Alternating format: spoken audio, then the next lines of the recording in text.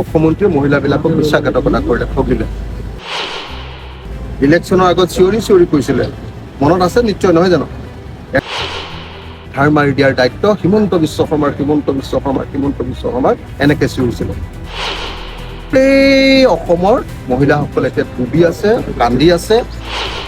মুখ্যমন্ত্ৰীয়ে প্ৰতিশ্ৰুতি দিছিলে।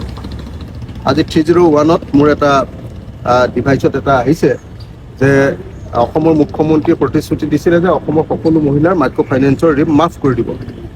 মুখ্যমন্ত্ৰীয়ে মহিলাবিলাকক বিশ্বাসঘাতকতা কৰিলে, ঠগিলে। ইলেকশ্যনৰ আগত চিঞৰি চিঞৰি কৈছিলে, মনত আছে নিশ্চয়, নহয় জানো? 21ৰ ইলেকশ্যনৰ আগত চিঞৰি চিঞৰি কৈছিলে যে আপোনালোকে বিজেপিক ভোট দিয়ক আৰু যদি চৰকাৰ হয় তেতিয়াহ'লে আপোনালোকৰ মাইক্ৰ' ফাইনেন্সৰ ঋণ ধাৰ মাৰি দিয়াৰ, আপোনালোকে ধাৰ আৰু মাৰিব নালাগে, ধাৰ মাৰি দিয়াৰ দায়িত্ব হিমন্ত বিশ্ব শৰ্মাৰ এনেকে চিঞৰিছিলে। এতিয়া মাত্ৰ 12,500 কোটি টকাৰ ভিতৰত 2,000 কোটি টকাৰ ধাৰ মাৰিলে, 10,000 কোটি টকাৰ ধাৰ নামাৰিলে। তাৰ ফলস্বৰূপে আমাৰ গোটেই অসমৰ মহিলাসকল এতিয়া ডুবি আছে, কান্দি আছে। এতিয়া আকৌ সৰু সৰু বন্ধনকে ধৰি মাইক্ৰ' ফাইনেন্সবিলাকে আকৌ উৎপাত লগাইছে।